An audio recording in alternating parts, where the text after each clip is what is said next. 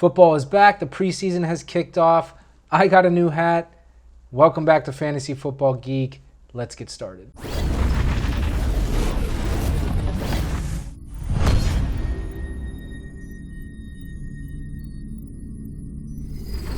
All right, fantasy football fans. Fantasy football is back. The preseason has started. It's already been exciting. I'm so excited for the season to kick off. The first episode that I wanted to put out has to revolve around drafts. Drafts have already started. We're kind of still in the early, the early draft window. If people are drafting now, some things are going to change, obviously. Hopefully everybody stays healthy and we don't have anything crazy going on. But if you are drafting in the next couple weeks, you're kind of drafting a little bit early. I have done a couple drafts, money drafts already, but I do sometimes like to do a draft early just because there is some value that you can get early that you won't be able to get later. Just guys that are falling, for no other reason than just the hype train hasn't started with them yet. But one thing that I do love to do is best ball drafts. If you don't know what best ball drafts are, they are essentially, and they're available everywhere on whatever fantasy site you're using, or at least most of them. They essentially allow you to do a draft, like a real draft, not just mock drafts. Mock drafts are sometimes problematic because, if you're doing it against the computer, a lot of times I find that, it's not really realistic because guys that are moving up the boards, tend to still remain in value positions that they're really not going to be there in those positions just because the computer is a little bit, the AI is not caught up to what's really going on.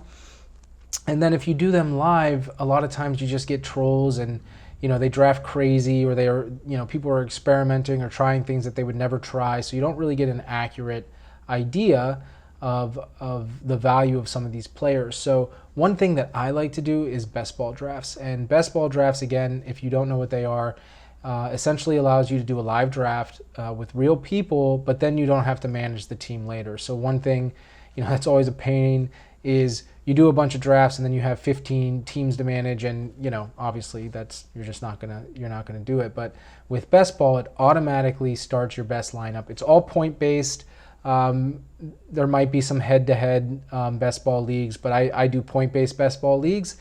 And I really enjoy them. I feel like it gives me a good idea of where players are landing. And I have a couple here that I kind of want to show you. So this first one here, I was picked number 5. And, this is a tight end premium league, PPR league. This is a slim league, so we don't have defense and kicker. And it's an 18-round draft. And I just kind of want to go through my strategy a little bit for this draft and what my strategy is looking like right now. So, I'm hearing a lot of people talk about, possibly doing a RB0 strategy, or even a strategy where it's kind of like RB0 light is something that I've heard. One thing that I do think is really important, and it's kind of been a staple for as long as fantasy football, we've been playing it, is the running back. The running back position is the core of your team. The running back position thins out quicker than any position. Typically speaking, the wide receiver position is a position that you can make up ground in free agency on your waiver wire. And this year, I would say that tight end is, as opposed to some previous years, is really deep. There's a lot of, we're kind of seeing the proliferation of the tight end position where we have a lot of move tight ends, a lot of pass receiving tight ends.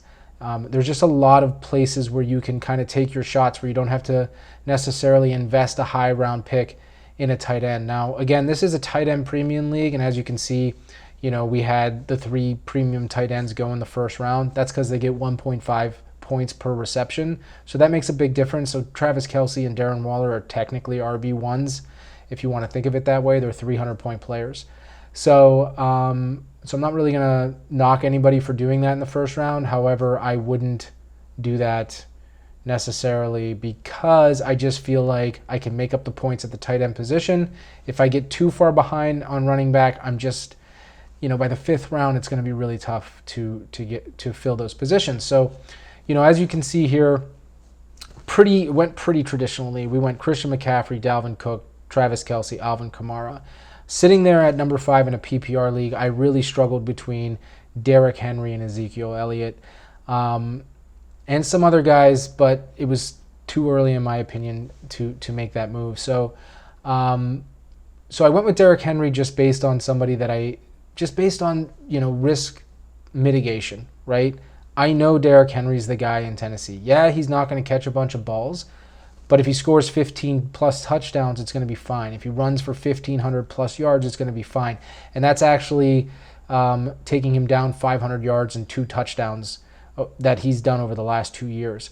Ezekiel Elliott, a lot of people are high on this year, and I think he is a value in the later picks of the first round. The way I see it, though, and the risk to me is based on what I saw last year and the ascension of Tony Pollard, I don't see Ezekiel Elliott necessarily being the guy, period. There could be, I think he's going to have a better year than last season for sure. But we could see Pollard dip into his workload a little bit. I think they have to. I think they have to see what they have in Pollard and give him some chances to make a difference on this team. So I'm not down on Elliott. I think he's still, if I was to rank these guys, he's pretty much tied with Henry. And then, right after him, I'm going to put Saquon Barkley. And then I'm probably going to be looking at Aaron Jones and then Jonathan Taylor. But so I went with Derrick Henry here. I felt pretty good about that picks. Again, running back's super important. Solidify that position. And then as we get into round 2, I went ahead and I selected DK Metcalf. Now, DK Metcalf is a touchdown machine.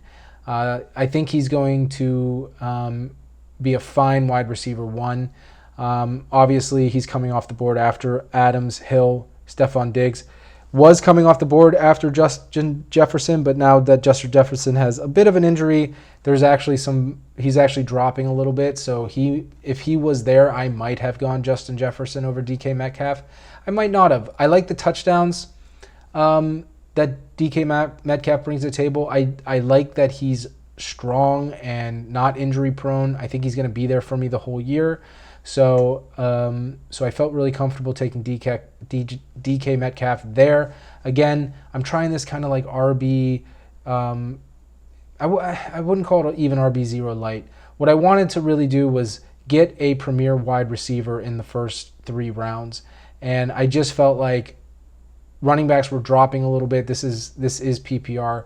And my next pick I felt was a great pick, and I'm going to do a whole episode on this guy, and that's David Montgomery. So a lot of my strategies this year are actually revolving around getting David Montgomery in the 3rd round. I think he's an extreme value in the 3rd round. I'll show you guys some news coming out of camp when I do my RB value episode. But I love that I can get David Montgomery in the 3rd round.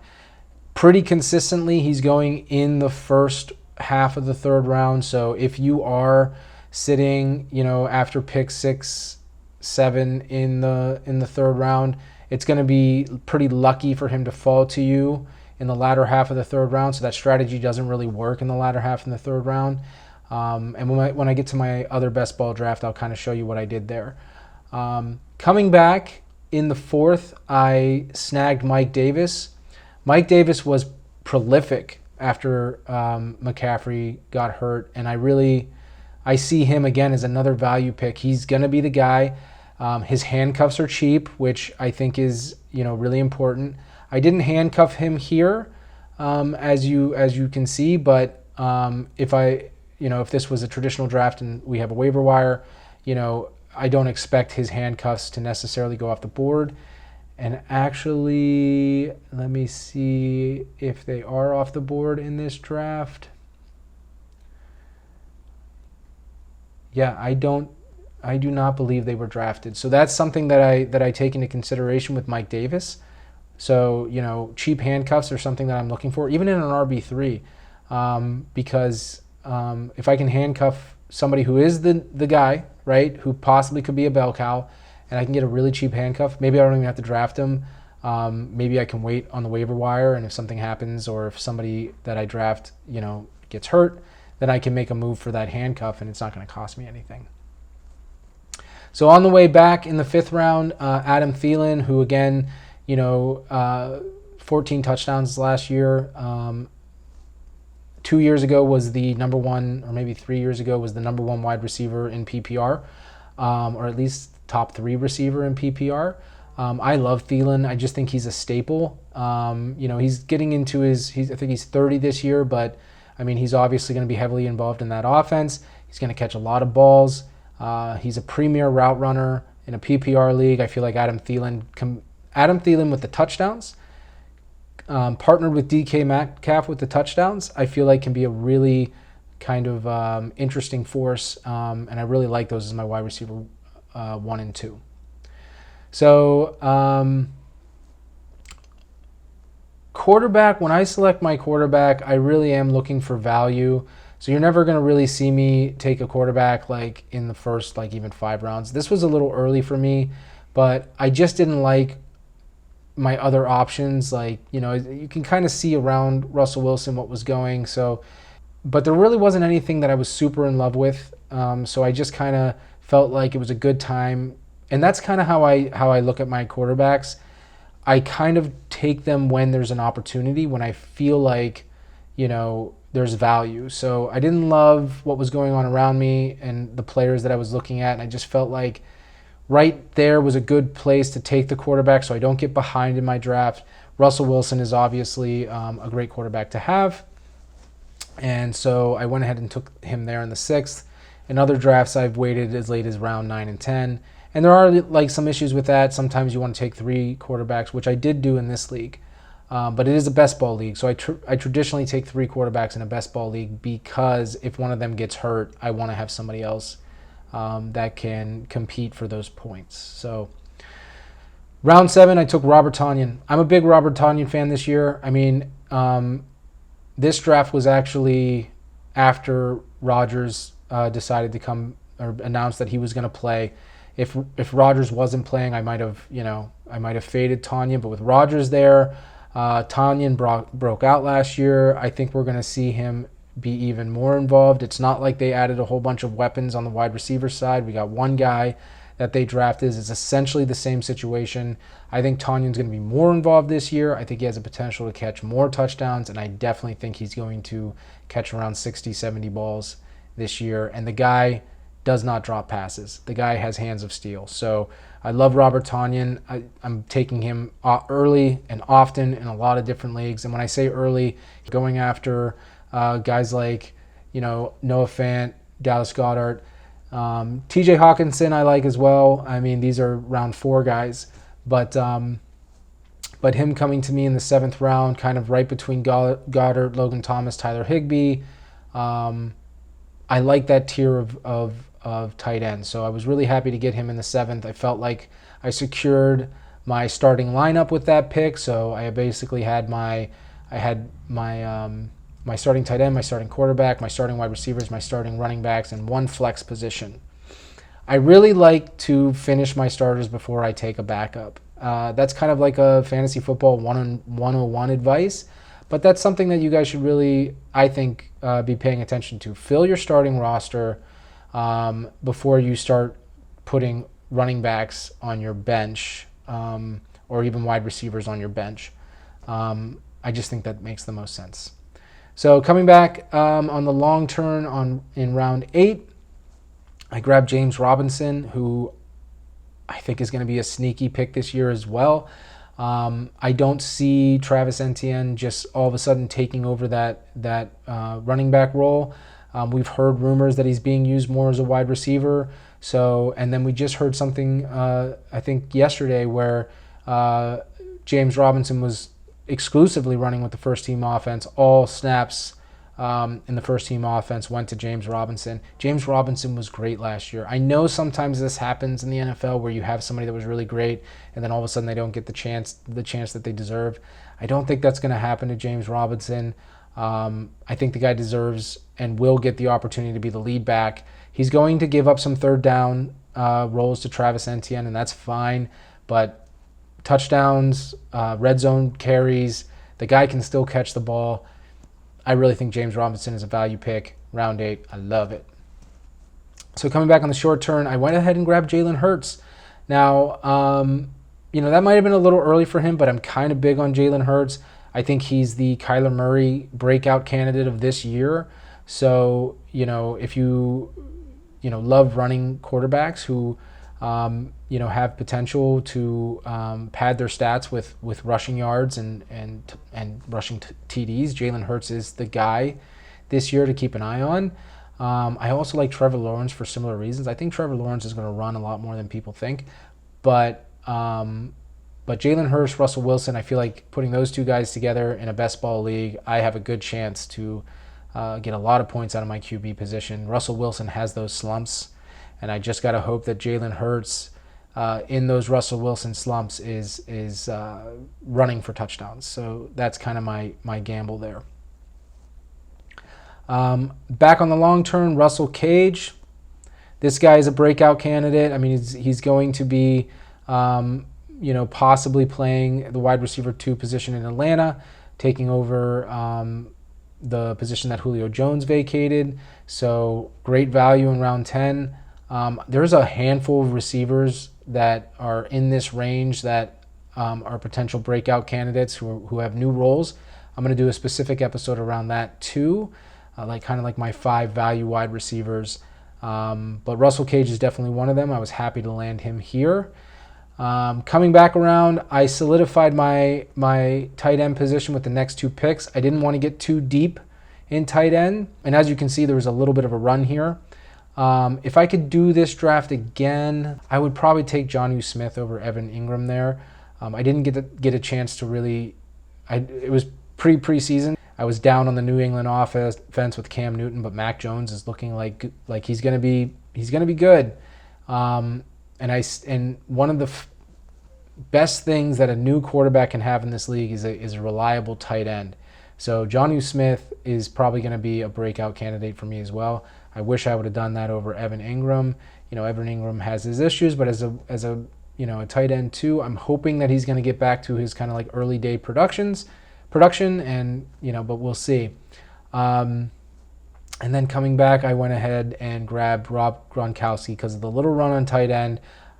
That was kind of my cutoff point. I love Gronk this year. If you look at his stats towards the end of the year, it took him like half the season to really get rumbling. But once he got rumbling, Rob Gronkowski is still, in my opinion, a great NFL tight end. And I think he's fine as my tight end 3. And I think there's going to be times where he definitely, in this best ball league, outscores both of my tight ends here. So a great value pick, in my opinion, and landing him in the 12th round I thought was excellent. So I felt at that point I didn't have to worry about tight end very much, so I could focus on filling in my wide receivers for the next 3 rounds.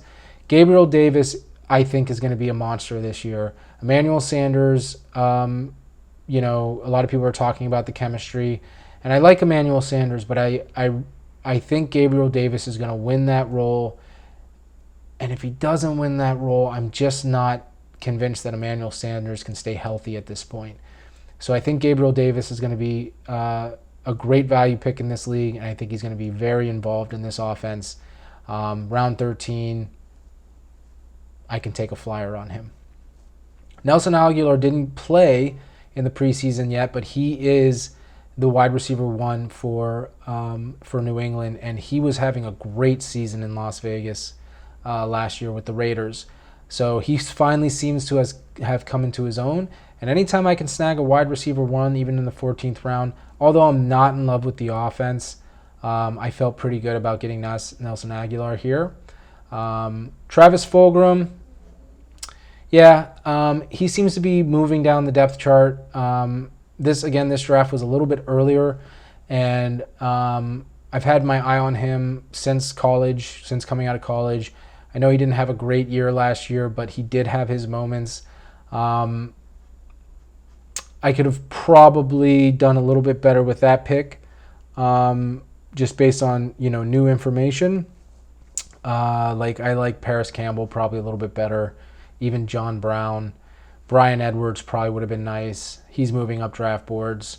So there might have been some stuff I could have done there that might have been a little bit better, but we'll see how that turns out. Xavier Jones, Henderson has injury problems. I don't see him as a bell cow back.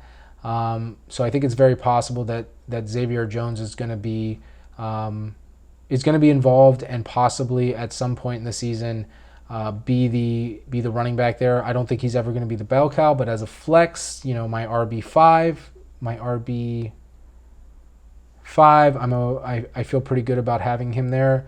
He is going to be involved this season, so not a bad backup pick. Christian Kirk, I feel like people are sleeping on. I mean, he's not going to go out and all of a sudden be a top 10 wide receiver, but I think he has a chance to be a top 20 PPR wide receiver.